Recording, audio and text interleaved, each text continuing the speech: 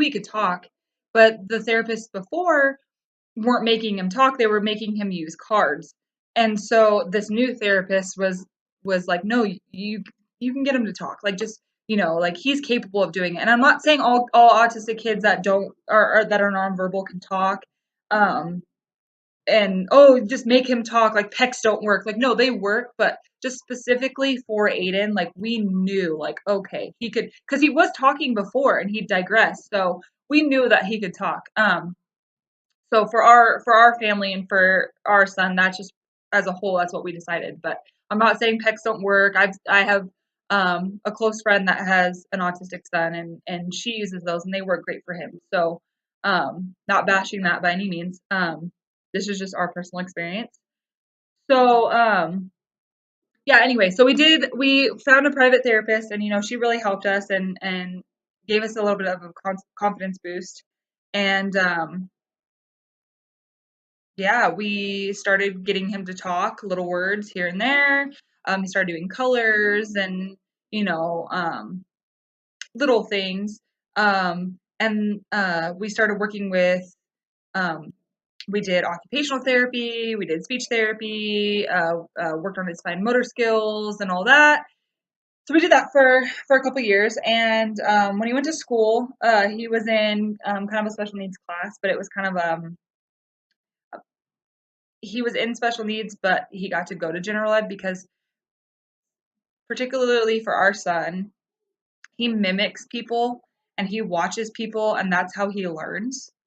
So we were like, okay, he needs to be around general ed kids because then he understands social norms. Like, he gets, um, you know. So sorry, I'm like rambling. I can go on for days, but so for Aiden, when he was younger, it was more of occupational therapy and fine motor skills and getting him to talk. And then as he got older and he was talking and his fine motor got better and he didn't need occupational therapy anymore, it went from that to, okay, now it's his social skills. So for Aiden, he's very, very social, but he has no boundaries. So he'll give you a hug and a kiss and he barely knows you. He loves everybody and he's very no boundaries. He does not care about, you know, what you think of him. So that is why we kind of push general ed and getting him to be around, general ed kids, because I think that's how he learns. That's how he learns, boundaries and, okay, you can't go around kissing everybody and hugging everybody, and he's easily manipulated too. Right. He's easily manipulated as well. So, oh, sorry. He's easily manipulated as well. So we worry about, okay, like, um, falling in line with other kids. If they're gonna be like, oh, Aiden, go do this, like, he'll do whatever. He doesn't, know any better. But jumping forward to now, he's 9 now. So that was in 2009 when he was born. So he's 9 now. Gonna be 10 in March. But right now it's kind of still social norms, and now we're working on life skills. Like, I want to start working on life skills because I feel like we're not always going to be around and there's not always going to be someone to take care of him, so I worry about that with him. So I really want him to take care of himself. I mean, it's like showering himself and brushing his own teeth. And don't get me wrong, I'm mama bear, so I'm like, I do hover sometimes. I, make sure, oh, did you do this? Did you do that? Did you do that? And like, I want to get to a place where we're not doing that as much. Like, he's able to know what to do because he literally will sit in his room all day and watch movies or play video games or whatever. And so we have to make sure that we're on top of that and he doesn't do that. Oh, yeah. Yeah, so we have to make sure that he doesn't just sit around and do nothing. So that's my next goal with him now that it's like each stages is different. So before it was like, just getting him to speak and, you know, um, follow guidelines too, because he would just bolt. Like, he would just take off when he was younger. He wouldn't just like stay with us. Like, he would take off. Now he does. Now he's fine with that. But so it's like each different stage of his life we have to encounter new things. And just my experience with it is hard. Like it's difficult. And, I've had people question me and be like, well, what's so hard about it? Like not in a mean way, but like my sister had a baby and there's certain things that I do with my daughter now that I didn't do with Aiden because I've researched and read and I'm so much more aware, like, and I'm so much more worried about her being autistic or, so I try to do everything in my power to change it. And I know in the back of my mind, there is no changing it, but you still try because at the end of the day, you look back and go, wow, like I did something to make a difference, and when it comes to your kids, like you'll do anything. Um, but yeah, I've had my sister ask me like, oh, well, I've given her advice about what to do with her son, when she asks me, and she, oh, what's so hard about having autism? Like, it's not that big a deal. And it's like, it's not even me that makes it a big deal and worries about it. What I worry about for my son is society and being able to live in a world, I don't want him to be bullied. I don't want him to be um I want him to get a job. I want him to, have a life. I don't know if he'll ever get married. I don't know if he'll ever have kids. I don't know that whole aspect of his life. And if he doesn't, that's fine. Like I'm totally fine with him not getting married. I'm totally fine with him not having kids. But I want him to be able to be a member of society and I don't want him to get bullied and I don't want people to be mean to him and I don't want him to be confused by the world. Sorry. But yeah, I don't want him to be confused by the world and that's what I worry about with him. So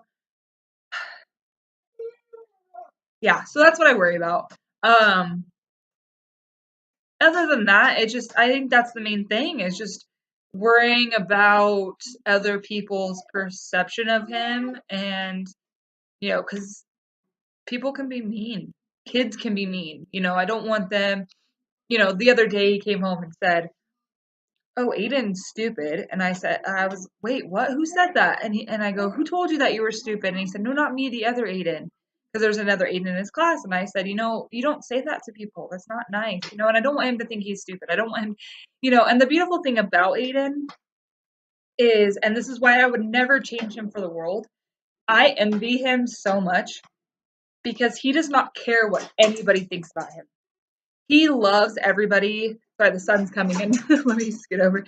So he does not care about what anyone thinks of him. He loves everybody. Um, you could bully him, and he probably wouldn't even. It wouldn't even affect him. I think it affects me if I knew about it more than anybody. But also, I worry about his schooling. Like, he's behind and he's not doing the grade appropriate that he's in right now. Like he's doing like second grade work and he's in fourth grade. So I worry about that. Like, is he gonna be able to get a diploma? Like, is he gonna, it's just all these things that you think about as a parent, not even with a parent with a kid with a disability, but just as a parent in general. I'm worrying about that times 10 because I don't know if he's gonna be able to do those things. And I'm not gonna be here forever, so I worry about that.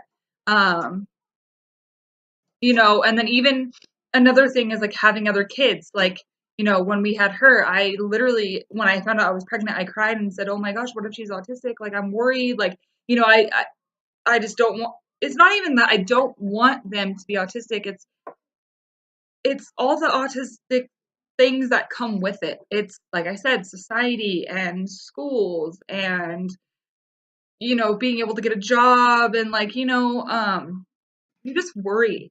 That's all it is. You just worry. You worry about your kids that don't have a disability, you worry times 10, where he'll be in 10 years. You gotta, work extra hard to make sure. I mean, and like I said, every kid's different. I'm not saying every autistic kid is the same, or this is just my experience. With Aiden, I have to push him extra hard because he'll just hang out in his room all day. And um, yeah, I just, I worry. I would love to have more kids or one more kid. But in the back of my mind, I worry about it.